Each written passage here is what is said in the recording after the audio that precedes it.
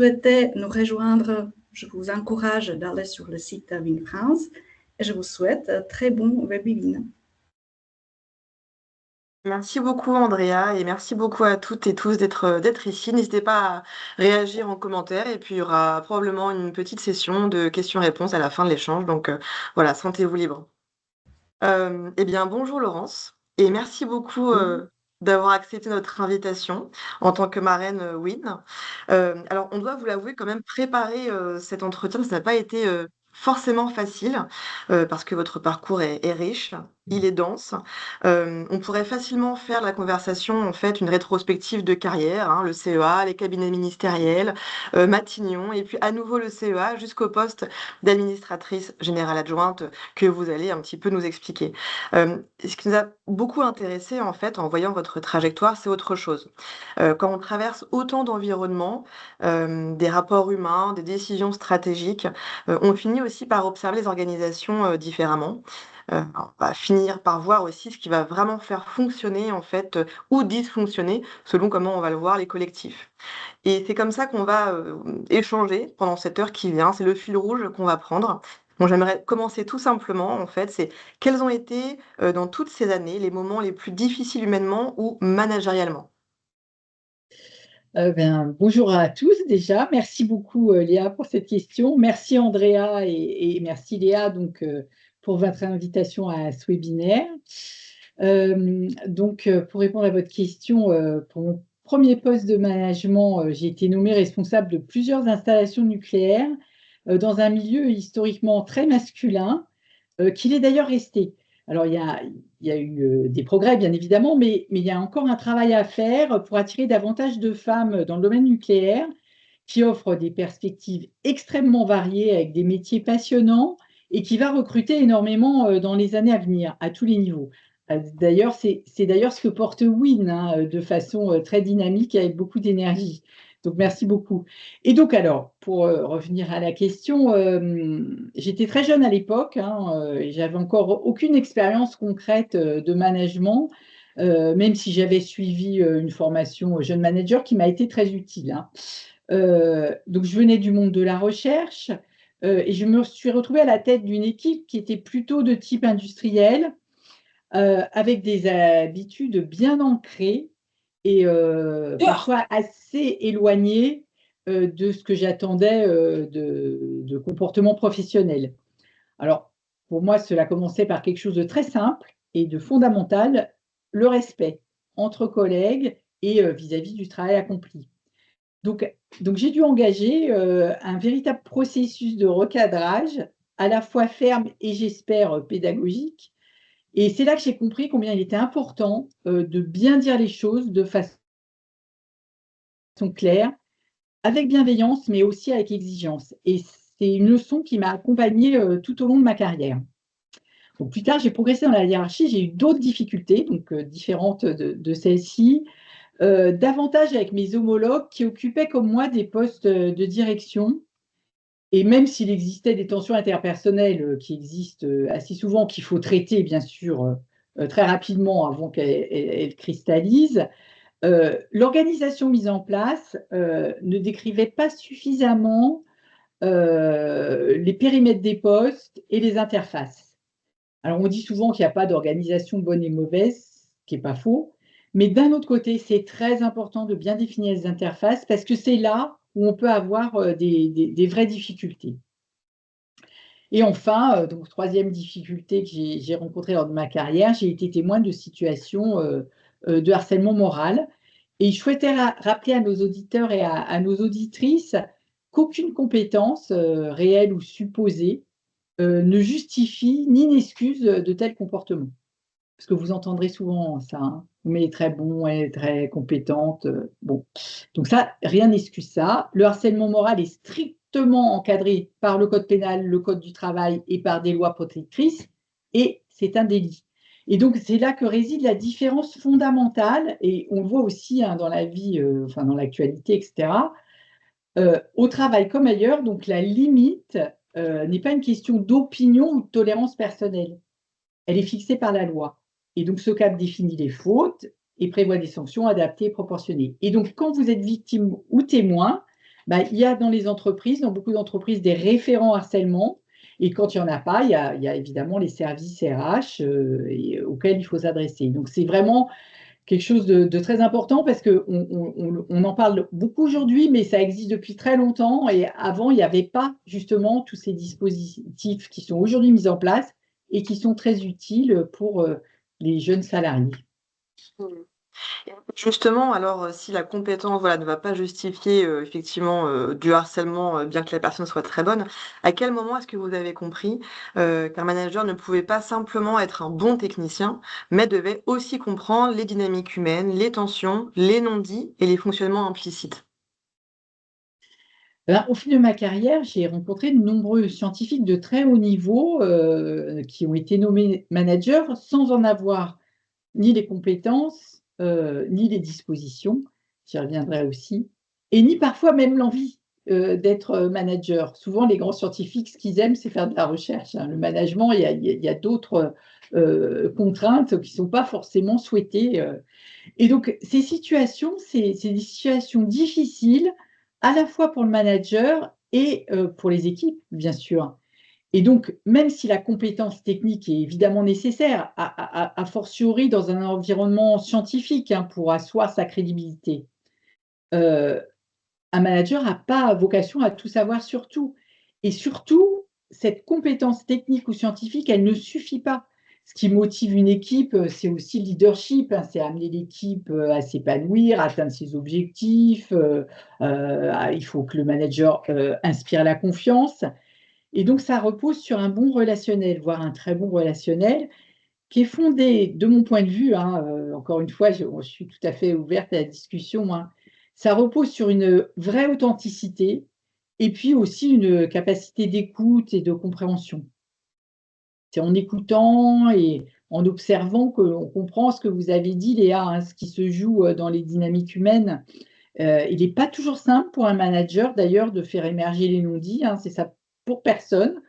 Et donc ces zones d'ombre, qui freinent finalement, la performance collective et la bonne marche de l'organisation, il faut parfois accepter de se faire accompagner, de se faire aider pour justement les faire émerger. D'ailleurs, on y reviendra, plus tard, dans la conversation.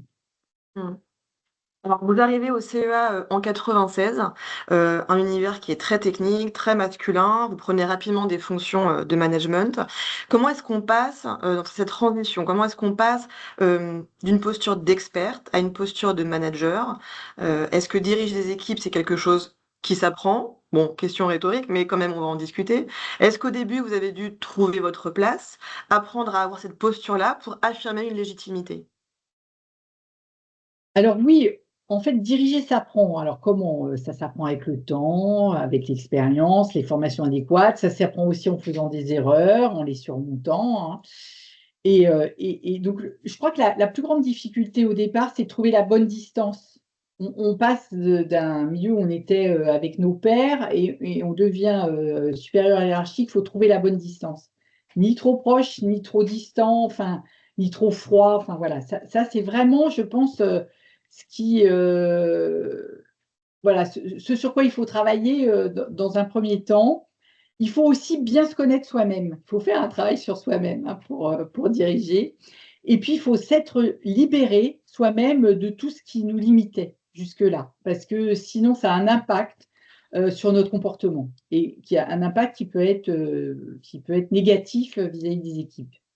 Je pense qu'une fois qu'on a fait ce travail-là et qu'on a alors ça ne se fait pas forcément immédiatement, hein, on trouve, assez naturellement sa place, à condition d'avoir quand même quelques dispositions. Je reste persuadée, c'est vraiment mon point de vue, hein, que sans certaines qualités intrinsèques, on ne peut pas être un bon manager. Et de mon point de vue, il y a absolument, 3 qualités qui sont, non négociables. Donc c'est le respect, l'exemplarité et le courage. Dans ma carrière, moi, j'ai déjà vu des managers qui passaient devant le bureau, de leurs collaborateurs le matin sans leur dire bonjour. Alors ça paraît anecdotique, hein, mais passer systématiquement devant le bureau de ses collaborateurs sans leur dire bonjour le matin, pour moi, c'est un manque de respect total. Et c'est arrivé, hein. Enfin, ça paraît curieux, c'est comme si on rentrait dans un magasin et qu'on ne disait pas bonjour aux commerçants. Enfin, c'est juste pas possible. Mais ça arrive. Et donc le respect, pour moi, le respect des autres, c'est vraiment quelque chose de primordial que je mettrais en numéro un. Alors, vous évoquez souvent l'importance des équipes mixtes, du collectif, des équilibres humains. Est-ce que le fait d'avoir évolué très tôt dans des environnements majoritairement masculins, ça vous a sensibilisé à ces sujets-ci, justement, de mixité, de collectif? Alors oui, oui, tout à fait. Alors, j'ai toujours été intimement convaincue que la diversité au sens large, vous l'avez évoqué, Andrea, tout à l'heure, c'est un véritable levier de performance pour l'entreprise. La diversité des idées, des parcours, des origines, des formations et évidemment la mixité.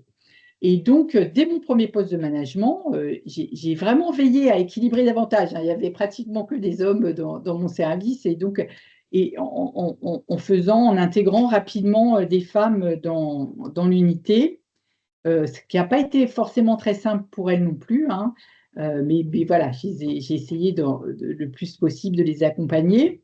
Et puis plus tard dans mes fonctions de direction, je me suis retrouvée avec des équipes mixtes, et j'ai vu vraiment toute la richesse. Vraiment, on le voit quand on le vit en fait, hein, davantage d'échanges, des échanges plus variés, une créativité renforcée, une ambiance plus animée et puis, au final, davantage d'innovation parce que les idées fusent, elles viennent, d'horizons différents. Vraiment et ça, c'est ce que je dis souvent, on peut voir cette force et cette richesse que quand on a atteint cette mixité, dans les équipes et c'est assez rare en réalité et c'est ce vers quoi il faut absolument tendre parce que c'est un vrai bonheur, en fait. Alors j'ai retrouvé aussi cette dynamique, quand j'étais, administratrice, générale adjointe du CEA puisque au sein du COMEX, enfin le COMEX était, majoritairement, féminin et c'est une preuve supplémentaire, que la mixité est un facteur de performance, collective et encore une fois, on a travaillé, en très bonne intelligence et dans une ambiance, très très riche. Vraiment, j'insiste beaucoup sur la richesse, hein, de cette mixité, de cette diversité, hein, au sens plus large, que la mixité encore, c'est vraiment ce qui fait que les entreprises deviennent plus performantes. Et puis vous savez qu'aussi, dans ce domaine, il y a eu des lois, hein, les lois, Copé-Zimmermann pour les conseils d'administration et la loi Rixain, pour, les COMEX, qui ont joué un rôle déterminant. Alors elles ont permis d'accélérer, ce qui sans cadre légal aurait été beaucoup plus lent. Alors je dis toujours que c'est un peu décourageant de s'apercevoir qu'il faut des lois, pour que les choses bougent, mais bon, c'est normal. Et puis, quelque part, ça a eu un impact réel et j'espère que ces transformations qui ont été mises en œuvre, ben, elles seront à la fois profondes et puis durables. Mmh. Alors, vous avez ensuite l'évolution vers des responsabilités, voilà, beaucoup plus larges. Vous passez par le ministère de l'Enseignement supérieur et de la Recherche, puis par le cabinet, du Premier ministre avant de revenir à nouveau au CEA jusqu'au poste d'administratrice générale adjointe. Quand on regarde en fait votre parcours, on voit quand même quelqu'un qui a progressivement changé d'échelle, la technique, les équipes, les organisations, puis les systèmes. Qu'est-ce que ces expériences vous ont appris sur la manière dont les grandes institutions fonctionnent réellement, déjà, première question, et puis surtout, qu'est-ce qui, selon vous, crée le plus de blocages dans ces organisations-là? Parce que, au fond, lorsqu'on vous écoute, on comprend que les difficultés, elles ne viennent pas toujours des stratégies, des compétences, mais souvent des relations humaines, des rôles qui sont parfois flous, mal définis, des problèmes de management, comme vous avez pu l'évoquer, de communication et de place dans l'organisation. Donc, est-ce que c'est ce constat-là aussi qui vous a progressivement amené vers le conseil? Oui, tout à fait. Oui, oui, oui, c'est vrai qu'en fait, tout au long de ma carrière, j'ai pu observer des dysfonctionnements qu'il aurait été facile de résoudre à condition de poser le bon diagnostic. Et vous avez raison, c'est pas toujours des facteurs humains, mais c'est quand même beaucoup de facteurs humains. Et, poser le bon diagnostic, c'est vraiment une étape essentielle qui est souvent négligée. Et on peut comprendre tout à fait pourquoi. Enfin, la raison, c'est les dirigeants, ils sont pris dans l'urgence. Ils ont une multiplicité de sujets. Ils doivent atteindre leurs objectifs. Ils doivent atteindre des objectifs économiques. Donc, leur première idée, c'est d'aller directement à la solution pour aller vite. et puis pour continuer à atteindre des objectifs qui sont ambitieux et qui sont dans leur mission aussi. Moi, j'ai trop souvent entendu ce manager a des difficultés, mais c'est pas grave, on va lui faire un coaching. L'organisation fonctionne pas, ça fait rien, on va restructurer. Ces deux collaborateurs, ils s'entendent pas bien, hop, on va les séparer, on va les mettre chacun ailleurs. Ou alors, notre stratégie est pas bien comprise, donc on va communiquer davantage. Alors, en fait, ces solutions peuvent fonctionner, hein, encore une fois, tout dépend du diagnostic qui a été fait. Mais justement, sans ce diagnostic précis, avec une analyse fine de ce que vous évoquiez, les dynamiques humaines, les dynamiques relationnelles, mais aussi une analyse des systèmes, hein, pas seulement, vous voyez, il n'y a pas seulement l'aspect relationnel. Les solutions, elles peuvent être contre-productives et finalement faire perdre le temps qu'on croyait gagner en allant tout de suite à la solution.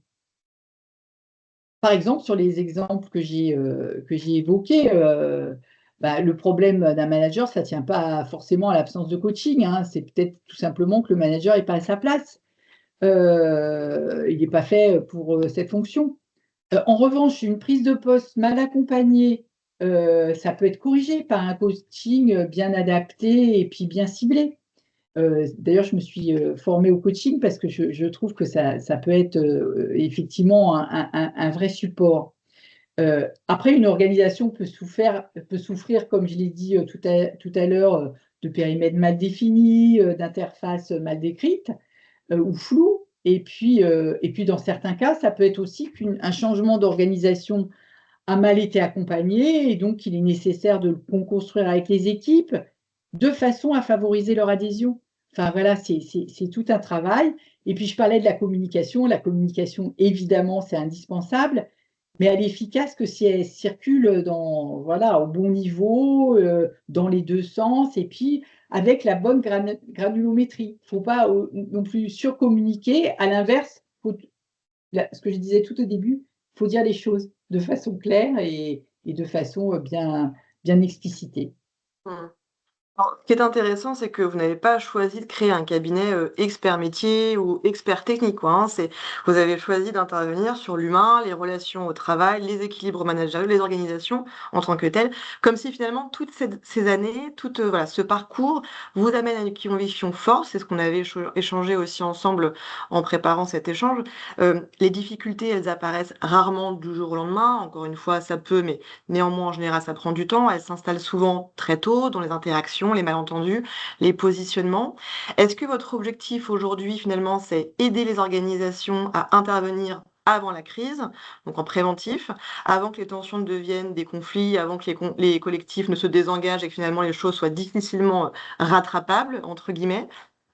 Et lors de vos accompagnements aujourd'hui, qu'est-ce que vous retrouvez le plus souvent dans les échanges que vous avez? Quelles sont les erreurs ou les angles morts, si on peut dire ça comme ça, que vous voyez revenir régulièrement dans beaucoup d'organisations? Vous avez raison, hein, les relations humaines, ce sont des schémas complexes, faits de non-dits,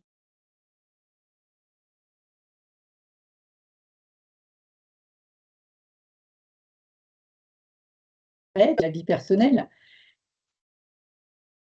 Il y a une petite coupure là, je crois. Bon. Oui. Donc en fait, je pense que l'écoute, la compréhension fine, et l'analyse approfondie, ce sont vraiment des clés, pour résorber les tensions et vous avez raison que ce qui est important, c'est de résoudre les problèmes avant que les tensions se cristallisent et que la situation, ne devienne inextricable. Parce que c'est ça qu'on observe souvent, c'est trop tard. Alors on parle beaucoup de prévention, bon, évidemment, hein, la prévention, c'est l'idéal. Mais dès qu'on identifie un signal faible, il faut vraiment le traiter tout de suite. Et donc, ça, c'est vraiment fondamental. Et moi, ce que j'ai observé dans ma carrière, c'est qu'on intervient toujours trop tard. Et donc, je pense qu'un regard extérieur, ça apporte souvent une vision plus claire et forcément plus objective. Et donc, sincèrement, je pense que les organisations en ont besoin. Parce que des conflits non résolus, des managers ou des collaborateurs qui sont en souffrance, des périmètres mal expliqués, ou alors des changements qui ont été faits rapidement et qui ont été insuffisamment accompagnés, ça a un coût considérable pour les entreprises. Et ça, c'est pas évidemment, c'est pas forcément bien chiffré, c'est pas forcément bien perçu, mais c'est réel. Et donc ce que je rencontre moi le plus souvent, bah, ce sont des personnes qu'il faut d'abord aider à mieux se connaître. J'en ai parlé, hein, tout à l'heure. Je pense que c'est vraiment important parce que faut que les salariés, enfin ou les personnes que j'accompagne comprennent leurs forces, leurs faiblesses aussi, bien sûr, qu'elles puissent clarifier leur positionnement, savoir si le poste qu'elles souhaitent ou qu'elles occupent est bien conforme à leurs aspirations finalement et si ce poste leur correspond vraiment et puis les amener parfois à réfléchir à se réorienter, parce que ça aussi c'est un cheminement qui est parfois difficile mais qui va leur permettre de mieux s'épanouir, et puis, de s'épanouir dans leur travail et puis comme ça a des impacts aussi sur la vie personnelle, bah, de mieux s'épanouir, de façon globale. Puis je suis aussi très attachée à travailler sur, ce qui peut renforcer la confiance en soi. C'est vraiment un élément fondamental, l'estime personnelle, et puis la capacité aussi à écouter et à comprendre l'autre et puis parfois à sortir de relations toxiques. Ça, c'est aussi évidemment, quelque chose qui est primordial et puis, beaucoup aussi, à apprendre comment expliciter mieux les objectifs, à leurs équipes, comment faire des feedbacks. Ça c'est vraiment très important pour tout le monde. Faire un feedback, qui soit utile, bienveillant, accompagné de pistes d'amélioration, hein, parce que sinon ça sert à rien. Ou aussi, apprendre aux gens à recevoir les feedbacks. Alors il faut que le feedback soit bien fait, hein, ça OK. Admettons que le feedback soit bienveillant et bien fait. Faut aussi, savoir le recevoir. C'est pas évident de se remettre en question, c'est pas évident, on peut se sentir jugé ou dévalorisé. Donc voilà, ça aussi, ça s'apprend et puis ça, et en se connaissant bien, on arrive aussi à accepter, encore une fois, des critiques constructives. J'y reviendrai tout à l'heure. Enfin voilà, il y a beaucoup de choses à faire, mais je pense qu'en écoutant, valorisant, en accompagnant chacun pour qu'il mobilise ses propres ressources, on peut aider les gens, à trouver leurs solutions, des solutions qui leur ressemblent et qui vont les aider à être, ben, mieux dans leur poste, plus autonomes, et plus performants. Mmh. Alors, j'aimerais aussi revenir sur les personnes qui ont compté dans votre parcours, hein. On a tous des personnes importantes. On parle souvent de rôle modèle, mais il y a aussi ces personnes qui, à un moment donné, vont ouvrir une porte, accorder une confiance, finalement, et ce qui peut tout changer. Alors, vous avez raconté notamment qu'un directeur, vous avez confié assez tôt un poste à forte responsabilité alors que vous étiez encore, jeune manageuse. Avec le recul, est-ce que cette confiance accordée a été vraiment déterminante? Et finalement, est-ce qu'une carrière se construit grâce aux compétences, grâce aux personnes qui, à un moment, vont décider de croire en nous, finalement? Oui, c'est une très bonne question. Je pense que c'est vraiment fondamental. Alors, moi, au cours de ma carrière, j'ai vraiment eu la chance, de recevoir des conseils bienveillants et des critiques constructives. C'est vraiment ce que je disais tout à l'heure, qui ont enrichi à la fois mes compétences, mais aussi ma façon d'être avec les autres, mes relations avec les autres. Alors, j'insiste beaucoup, hein, vous l'avez vu, sur le fait que les critiques doivent être constructives. Une critique faite sans bienveillance peut être délétère et elle s'apparente à un jugement et ça ne sert à rien. Alors je le dis, assez souvent, il y a beaucoup d'auteurs, hein, dont Paolo, Coelho qui a écrit de très belles choses, hein, et très pertinentes sur ce sujet, notamment que les jugements sont souvent sous-tendus, par la frustration, la jalousie, la négativité de ceux qui formulent, ces jugements et que finalement juger une personne ne définit pas qui elle est, ça définit qui est la personne qui juge. Donc je trouve ça très intéressant et donc c'est pour ça que j'insiste beaucoup sur le fait que ce qui est important, c'est certes, d'aider les gens, de les accompagner, de leur montrer quelles sont leurs faiblesses mais en faisant des critiques qui soient bienveillantes et constructives et avec la volonté d'aider, pas la volonté de juger. C'est vraiment, parfois il y a des confusions et donc je pense que c'était important de le rappeler. Mais vous l'avez évoqué, j'ai croisé des directeurs et notamment, enfin, j'ai croisé plusieurs, hein, directeurs, mais notamment un qui m'a proposé très jeune.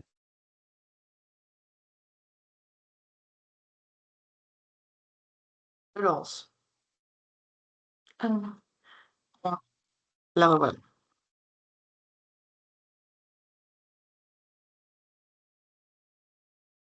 Revoilà, Laurence. Oui, je suis désolée, hein, ça a été coupé.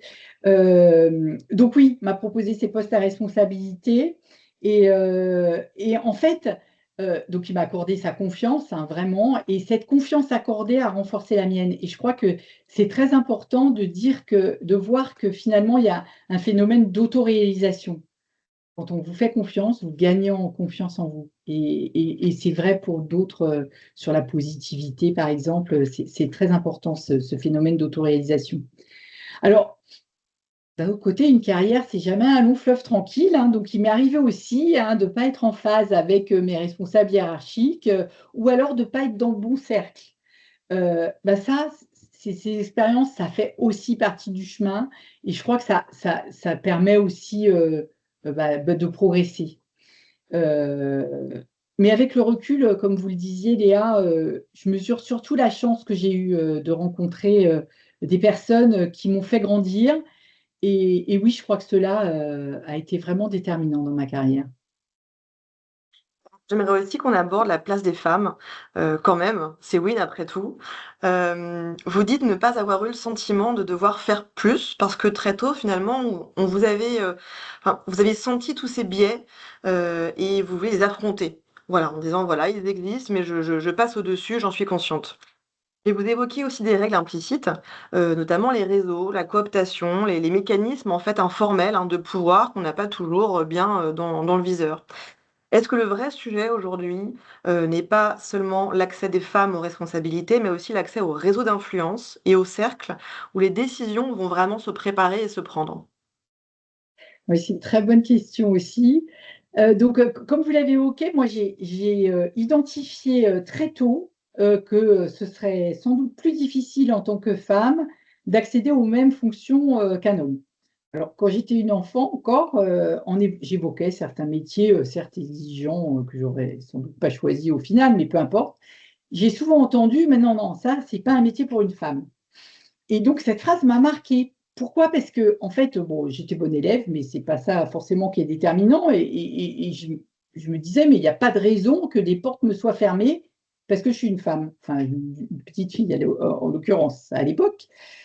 Et donc moi, je voulais exercer le métier que je choisirais et sans qu'il soit, prédéfini, par une étiquette, et donc ça, c'est très ancré en moi. Et donc aujourd'hui encore, hein, je pense qu'il y a des obstacles qui subsistent, hein, pour, permettre aux femmes d'occuper pleinement, les postes, les places qu'elles méritent.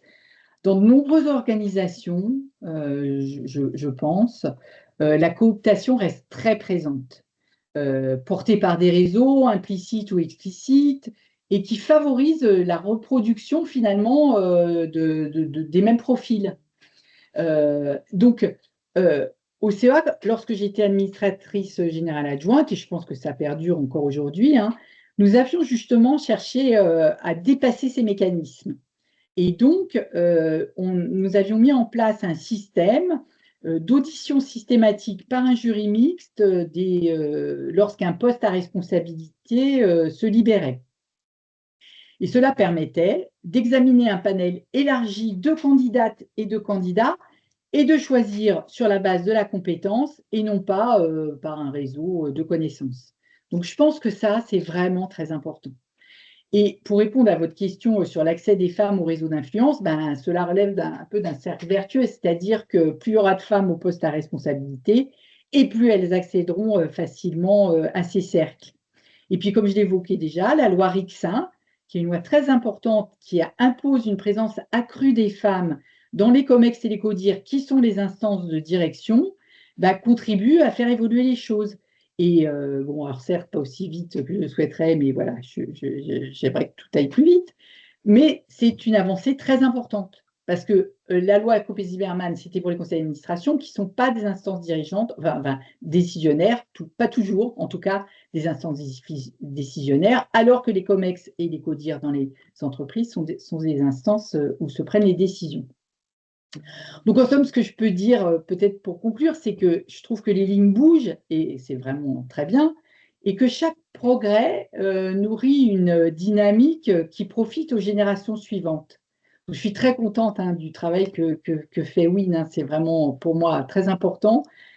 Parce que je suis convaincue aussi que les jeunes filles et les jeunes femmes des nouvelles générations, ben, elles porteront haut et fort cette féminisation en entreprise et dans les instances dirigeantes, en poursuivant donc ce mouvement avec détermination et sans doute avec davantage de sororité que celle qu'on a connue nous dans le passé. Et donc voilà, je suis très optimiste sur ce que vont apporter les nouvelles générations. Merci infiniment, en tout cas, Laurence, d'avoir accepté de retracer avec nous votre parcours vraiment exceptionnel et avec autant de sincérité et de recul, parce que les enseignements que vous tirez sont forts et je pense que tout le monde peut voilà, les saisir et les incorporer dans sa vie du quotidien. Donc votre témoignage me rappelle que derrière les grandes institutions, les grandes organisations, les projets ambitieux, enfin bref, voilà, tout ça, c'est avant tout des hommes, des femmes, leurs relations, leurs engagements, leur capacité à travailler ensemble, qui font qu'on va réussir ces projets ambitieux, les projets du siècle, si je puis dire même. Alors on va prendre quelques questions, s'il y en a, avec grand plaisir, levez la main et puis n'hésitez pas. Merci, Léa.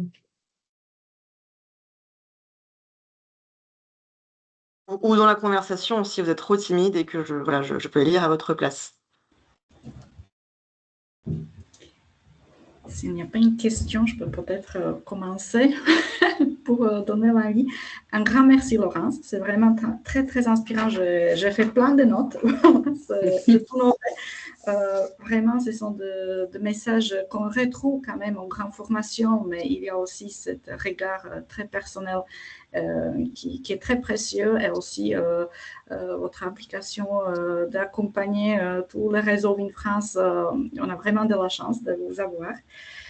Moi, j'aurais peut-être la question, dans votre parcours, est-ce que vous avez dû sortir de votre zone de confort? Si vous avez quelques anecdotes, peut-être, et qu'est-ce que ça vous a apporté? Alors oui, vous avez raison, Andrea, c'est très important de poser cette question-là, parce que ça m'est arrivé plusieurs fois. À chaque fois que j'ai changé de poste, alors soit c'était un poste où je maîtrisais complètement la technique, donc là, j'avais aucun sujet, mais des postes en fait qui nécessitaient des compétences différentes, une adaptation finalement à un milieu, à un domaine. Effectivement, il y a une période inconfortable. Je ne saurais pas comment dire, la chiffrer, mais que j'estime à 3 mois, parfois 6 mois. Et la vraie difficulté, c'est de comprendre en fait quelles sont les relations interpersonnelles, quels sont les codes de l'entreprise, quels sont les codes de l'unité. Alors, c'est vrai, j'ai vraiment eu cette adaptation à mener quand j'ai été au cabinet du Premier ministre à Matignon, parce que c'est un monde très différent. Moi, je venais d'un monde scientifique, je me suis retrouvée dans un monde politique, ce qui n'était pas le cas quand j'étais au ministère de la Recherche, parce que le ministère de la Recherche, ça restait très technique. Donc voilà, j'ai dû m'acclimater, j'ai dû comprendre les codes, ça reste vrai. Mais par contre, c'était un métier quand même technique. Je comprenais la technique, je comprenais les interactions entre les personnes. Quand je suis arrivée à Matignon, c'était d'autres types d'interactions, des interactions plus politiques. Et j'ai dû apprendre certains temps pour voilà, comprendre les codes, comprendre quels étaient quels étaient les objectifs en fait. Et quand on me demandait quelque chose, l'objectif, ce n'était pas forcément de parler science, hein, même si effectivement, moi j'étais plutôt sur la partie scientifique, donc je préparais plutôt des discours scientifiques. Mais par contre, il y avait toujours l'aspect comment communiquer, à quel moment, quelle est l'actualité, comment coller à l'actualité, comment faire un peu.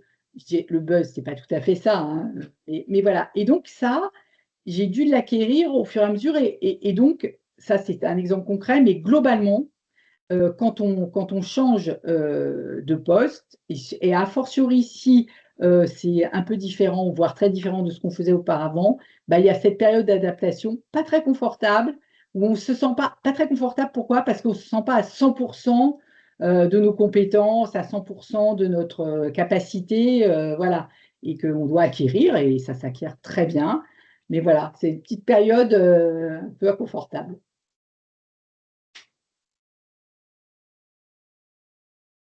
Merci Alors, je vois beaucoup. que... Ah, voilà. Alors, Emmanuel nous écrit, il faut certainement également des exemples ou des personnes inspirantes pour encourager la promotion des femmes. À n'en pas douter, vous en faites partie. Ah, ben, merci beaucoup. Mais vous avez raison. En fait, je crois que c'est bien aussi de montrer d'exemple. Je crois aussi qu'il ne faut pas. Enfin, moi, j'ai toujours beaucoup défendu le fait que pour faire bouger les choses, il fallait ne pas hésiter à dire, bah oui, parfois, on va promouvoir plutôt des femmes, on va en tout cas les inciter à postuler à des postes, parce que sinon rien ne bouge. Et puis, et donc, faut pas hésiter, faut se lancer, et puis faut être aussi proactif, mais je pense que dans les entreprises, il faut aussi qu'il y ait des personnes qui occupent des postes à responsabilité qui viennent aussi, comme ça a été le cas pour moi, hein, qui viennent chercher des jeunes femmes et puis leur dire, mais écoutez, venez postuler, vous avez les compétences, vous avez les capacités et on a besoin de femmes dans les équipes parce que justement, ça va apporter de la richesse et de la complémentarité. Donc oui, vous avez raison. Il faut qu'il y ait vraiment des gens soit qui soient des modèles, mais aussi qui viennent chercher les jeunes femmes pour leur dire que faut pas hésiter. Faut pas hésiter. Et puis, moi, je le redis, hein, vous avez toutes les compétences pour occuper ces postes. Une autre question, Tim, et après je prends les mains levées. Donc, vous avez évoqué que pour bien manager, il faut notamment se débarrasser de ce qui nous limitait. Pouvez-vous expliciter? Merci pour l'intervention.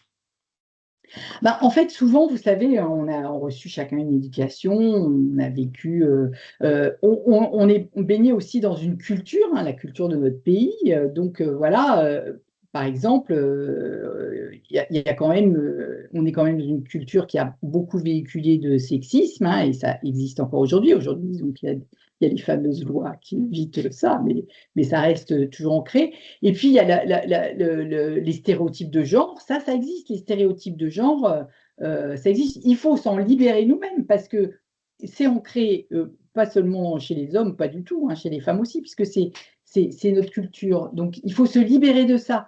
Il ne faut pas penser que des métiers très techniques, ça va pas être, c'est ce que je disais tout à l'heure, ça va pas être pour les femmes. Donc, il faut se libérer aussi de ce qu'on appelle les croyances limitantes. Et ces croyances limitantes, ça peut être aussi ce qu'on a acquis dans notre enfance, par exemple des profs, soit qui, moi personnellement, je pense que j'ai beaucoup bénéficié du fait que au collège, bah, mes profs étaient très contents de ce que je faisais et donc ils me félicitaient, ils me valorisaient, etc. À l'inverse, un prof qui va dire oh mais non mais qu'est-ce que c'est nul, etc. Ça peut créer bah, voilà, un manque d'estime de soi qui n'est pas justifié, parce que c'est pas parce que il y a 20 ans, quelqu'un nous a dit qu'on était nul en maths que ça doit avoir une influence sur nos compétences d'aujourd'hui. Donc, c'est ça, c'est des croyances limitantes, voilà, c'est ça qu'il faut dépasser en se disant, ben non, voilà, moi j'ai prouvé que j'étais capable de faire des choses dans tel ou tel domaine et valoriser ça. Je pense qu'on est en plus dans une culture où on a tendance à pas vouloir trop, comment dire, on est plutôt sur la réserve, on est plutôt sur la modestie, ce qui est bien, hein, c'est une qualité la modestie, hein, mais on a peur de paraître prétentieux si on dit qu'on est très bon dans tel domaine. Or non, enfin il y a une limite évidemment à pas franchir, mais je pense qu'il ne faut pas hésiter à capitaliser sur ce qu'on sait bien faire. Et il faut le dire. Et donc, et je pense que c'est ça aussi qui nous limite. C'est-à-dire qu'on est un peu plus sur la réserve. Moi, quand j'avais fait un stage, je ne sais pas, il y a très très longtemps, hein, donc j'étais en école d'ingénieur, c'était la deuxième année, j'avais un responsable de stage qui, à la fin de mon stage, m'a dit qu'il était content de moi et tout, mais qu'il trouvait que j'étais trop timorée. Et donc, ça m'a tellement surprise, parce que je pensais justement que j'avais une certaine assurance, etc. Mais il avait raison. J'étais toujours un peu sur la réserve, un peu pas trop me mettre en avant, enfin, ce qui est pas bien. Alors, il ne faut pas trop se mettre en avant, parce que voilà, c'est pas bien non plus. C'est pas bien, c'est pas bien perçu, hein. Rien n'est mal ou bien, hein. Mais je pense qu'il ne faut pas hésiter à s'affirmer et puis à avoir une bonne estime de soi. Ça se travaille et c'est un élément fondamental. Je prends la main levée de Nicolas. Bonjour, vous m'entendez? Oui, très bien. Oui. Bonjour, merci beaucoup déjà pour ces éléments qui sont, je trouve, très inspirants. Merci beaucoup aussi à Andrea et à Win d'avoir organisé ce webinaire. Je trouve que ce serait très, très intéressant à suivre. J'avais une question un peu dans la même veine que la question précédente. Vous avez parlé pas mal voilà, pour fallait bien se connaître, pour diriger, pour manager les équipes. Et voilà, est-ce que vous auriez des conseils, comment vous avez fait vous pour bien vous connaître, bien connaître avec ses forces, ses faiblesses, mais avec objectivité. Voilà. Donc, si vous avez des éléments à partager là-dessus, je suis preneur. Alors, en fait, vous avez raison, c'est quand même un travail qui est assez personnel et qui donc demande de prendre du recul par rapport à ce qu'on est. Alors, on peut être aidé. Alors, il y a un tas de techniques qui permettent justement de mieux se positionner par rapport à l'estime de soi, par rapport à l'image de soi, par rapport à nos compétences. Donc ça, c'est des outils qui existent et qui peuvent être très utiles. Mais je crois qu'il y a aussi finalement l'écoute de ce que vous renvoient les autres. Comme je disais, il faut faire attention. Il y a des gens qui ne sont pas forcément bienveillants et donc ça, vous laissez tomber. Mais quelqu'un qui va vous dire, bah, tu vois, là, par exemple, tu n'as pas suffisamment bien expliqué, tu vas trop vite, tu prends pas en compte finalement ce que pensent tes équipes. Bah ça, je pense que c'est des éléments qui vous permettent de vous interroger sur vous-même. Est-ce que la personne qui dit ça, alors d'abord, est-ce qu'elle le dit avec authenticité, enfin, il y a vraiment du fond derrière, ça, il faut vous poser la question. Mais après, il faut se dire, ben, effectivement, j'ai peut-être trop vite, moi j'ai mon idée, je n'ai pas compris comment fonctionnaient certains membres de l'équipe, ben, il faut peut-être que je m'adapte davantage. Donc ça, c'est utile. Ça peut être fait, vous pouvez le faire par vous-même, mais c'est toujours utile aussi de demander, par exemple, quand vous managez, c'est bien. Alors, il y a l'exercice du 360 qui est très utile, où chacun donne son avis sur vous, c'est-à-dire vos responsables hiérarchiques, vos homologues et puis vos subordonnés. Ça c'est un exercice très, très utile. D'autant plus qu'il est anonyme, d'autant plus que les résultats, c'est que pour vous. Donc voilà, s'il y a des choses qui vous affectent, ben voilà, c'est pas sur la place publique, donc c'est très bien. Et je trouve que c'est très intéressant. Moi, j'ai eu un exemple assez récemment où une personne, donc j'ai fait un 360, j'étais assez satisfaite du résultat. Et puis, quelqu'un a dit, mais à un moment, Laurence, il faut trancher. Et j'étais très surprise parce que j'avais l'impression que je décidais assez facilement, assez aisément. Et puis au final, je me suis dit, la personne qui a dit ça, elle ne l'a pas dit comme ça, elle l'a dit sûrement parce qu'elle trouve, à juste titre, que dans certaines circonstances, je n'ai pas tranché, j'ai voulu sans doute ménager la chèvre et le chou, etc. Et si ma première réaction, ça a été de dire, bah non, pas du tout, je tranche, etc. En réfléchissant, je me suis dit, bah non, forcément, dans certaines circonstances, je dois vouloir voilà, être assez. Enfin, voilà, je ne suis pas suffisamment décisionnaire. J'essaye d'arranger tout le monde et ben, c'est pas comme ça qu'il faut. Enfin, c'est pas comme ça que je me vois et c'est pas comme ça qu'il faut faire. Donc, ça m'a été très utile. Et finalement, parce que j'ai pensé aussi que, et ça c'est important aussi, la façon dont on perçoit ce que je disais, dont on perçoit les remarques ou les critiques, j'ai pensé que la personne qui avait dit ça, je ne sais pas qui c'est, encore une fois, c'est anonyme. Elle l'a dit parce elle voulait que je progresse, que donc d'un bon sens, et que donc elle avait raison. Voilà. Merci Laurence. On va prendre la deuxième question de Lina. Oui, bonjour. Est-ce que vous m'entendez? Oui, très bien. Alors, merci beaucoup pour votre intervention, Madame Piketty. Merci à Win aussi pour le webinaire. C'était super intéressant.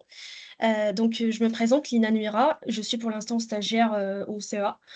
Et en fait, je voulais vous poser une question parce que dans l'avenir, je m'interroge sur la posture dirigeante et j'aspire à des responsabilités de haut niveau, mais aussi je tiens à préserver mon équilibre et mon épanouissement personnel parce que je suis de nature très sociable et de nature très épanouie dans un certain cercle. lorsque le cercle, notamment, m'accepte et qu'il n'y a pas de toxicité. Mais aussi, j'ai des tendances de clivage. Donc, quand le cercle, je vois qu'il y a de la malveillance ou autre, j'ai tendance à me renfermer dans ma coquille et m'isoler. Et donc, je me dis, la question elle est un peu longue, hein, je suis Non, désolée. non, pas du tout.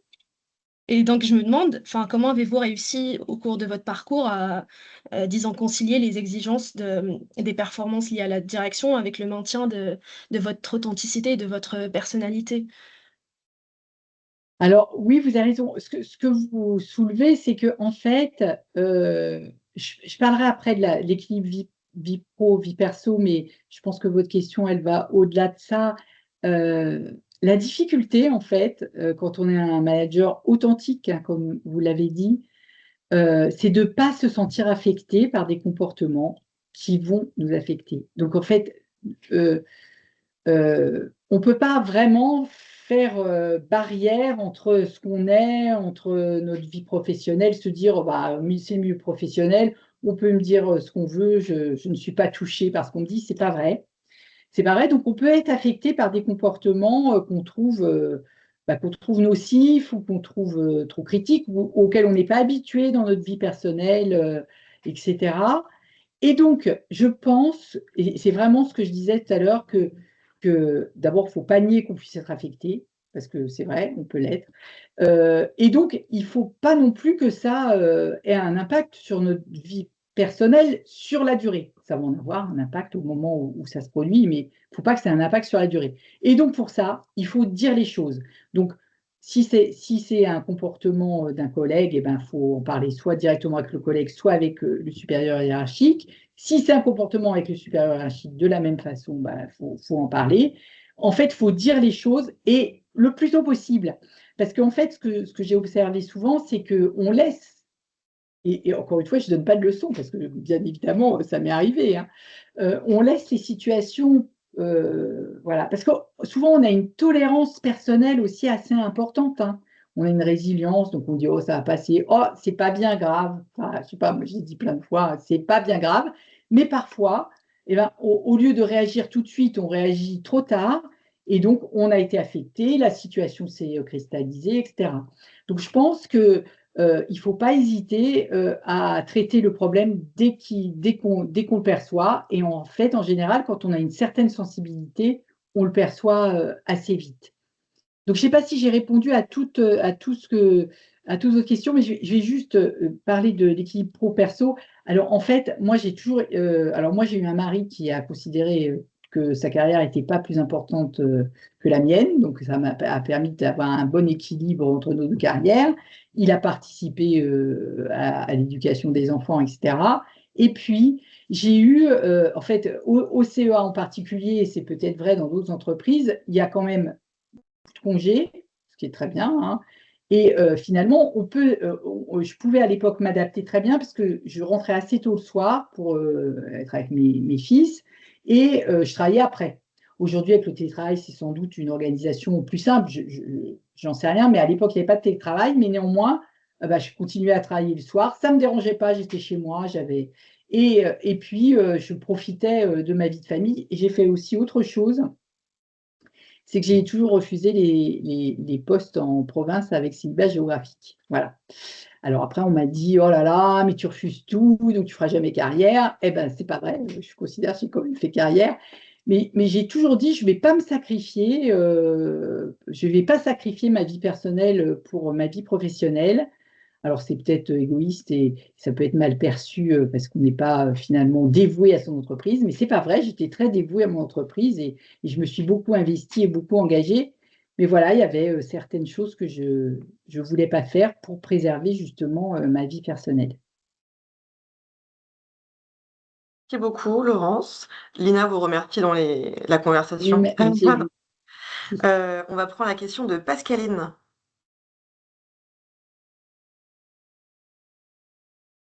Micro On est ne vous coupé. entend pas. Micro, oui. Parfait. Bonjour, merci beaucoup pour votre partage et ce webinaire. Moi, je fais de l'accompagnement. J'ai fait une première partie de carrière en entreprise et notamment des programmes pour femmes dans le nucléaire. Donc, tous vos messages, là, je vais aller leur envoyés parce que, et notamment le dernier là, c'est-à-dire qu'on peut dire non et on peut dire non plusieurs fois et on continue à pouvoir progresser dans l'entreprise. Du coup, tout ce que vous nous dites là sur la confiance en soi, aller se mettre en avant sans effectivement avoir la grosse tête, etc., c'est clé. Ma question, c'est qu'est-ce qu'on fait pour accompagner les hommes? Parce que moi, je me dis parfois, ça pourrait être intéressant. Qu'est-ce qu'on fait pour accompagner les hommes? Parce que comme vous l'avez dit, vous avez un homme, enfin, vous avez eu un manager qui vous a dit, tu ne te mets pas assez en avant, qui a su voir. Et on peut faire avancer les femmes, mais quand même, au-dessus, c'est beaucoup des hommes. Et comment est-ce qu'on aide les hommes à comprendre les femmes pour pouvoir aller les chercher et les développer? Bah, en fait, je crois qu'il n'y a pas vraiment de grande différence, hein. C'est toujours le même, c'est-à-dire euh, leur faire gagner en écoute, en compréhension de ce qu'attend l'autre. Donc ça, je crois que c'est quelque chose d'important parce que effectivement, les aspirations, alors on fait le clivage homme-femme, mais en fait, c'est beaucoup plus varié que ça, hein. Les gens sont tous différents, que ce soit des hommes ou des femmes, et les aspirations de chacun, la façon d'être, la façon de manifester ce qu'on souhaite, comment on souhaite évoluer, ben, voilà, ça nécessite une bonne écoute, une bonne approche des gens. Donc, apprendre aux hommes comme aux femmes d'ailleurs à écouter leurs collaborateurs et à essayer de comprendre quelles sont leurs aspirations profondes, ben, c'est quelque chose qui se travaille. Et donc, qui se travaille en accompagnant, hein, vous avez Ouais. raison. Et puis, je pense vraiment, alors là c'est vraiment une conviction que j'ai depuis longtemps, hein, pour l'avoir vécu moi dans mon couple, c'est que le fait qu'on partage davantage les postes à responsabilité entre les hommes et les femmes, ça aide aussi les hommes parce que ça leur permet à eux aussi d'être plus libérés par rapport à des contraintes professionnelles, de pouvoir profiter davantage de leur temps libre, pas seulement pour les tâches ménagères, hein, ça non, mais pour faire du sport, pour s'occuper de leurs enfants parce que ça les intéresse aussi. Enfin voilà. Et donc ce meilleur partage de la vie professionnelle, ça a un impact, que ce soit pour les hommes ou pour les femmes, dans la vie personnelle. Et ça, c'est très important. Et c'est quelque chose qu'on n'utilise pas suffisamment, je trouve, quand on parle justement de la parité, de la mixité, c'est que tout ça, ça bénéficie aussi aux hommes, alors plutôt aux jeunes aujourd'hui qui vont monter dans la hiérarchie, voilà, mais pas seulement, hein, ça bénéficie à tout le monde. C'est un bon argument auquel je n'avais pas pensé. Donc, merci. Je vous en prie. Très bien. Eh bien, on arrive à la fin de nos échanges. Il n'y a pas plus de questions ou alors il faut lever le doigt maintenant. Euh, Il y a Merci Lina, mais je ne beaucoup. sais pas si c'est parce qu'elle n'a pas baissé sa main. Oui, je pense. Oui, c'est bon. D'accord. Ça y est. Oui, en effet, merci beaucoup. Merci infiniment, Laurence, pour ces échanges vraiment très très riches et on voit que les questions rebondissent aussi sur des points bien saillants qu'on rencontre tous et tout, donc c'est voilà, très très très intéressant. Andrea, est-ce que tu veux dire le mot de la fin? Je remercie également. Ça m'a fait un peu penser à, peut-être je vais terminer dans un bon message, que dans Win France, nous avons 10% des hommes qui sont des membres.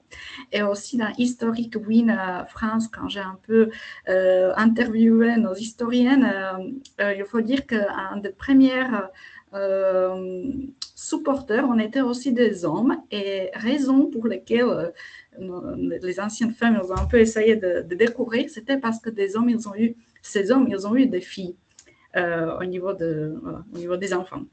Bon, c'est juste pour un peu souligner le message que quand même accompagner des hommes et rôle des hommes et des mentors et tout ça, c'est tout important. Un grand merci à tout le monde pour aujourd'hui. Merci à Léa, merci à Laurence. Voilà, c'était un super webinaire. Il va être sur YouTube, en replay. Alors, si vous avez des collègues qui n'ont pas pu venir, n'hésitez pas à parler autour de vous. Merci beaucoup, Andrea, Léa, et puis merci aux participants aussi. Merci à tous et très bonne Merci. journée. Au revoir. Au revoir. Merci. Merci beaucoup. Au revoir.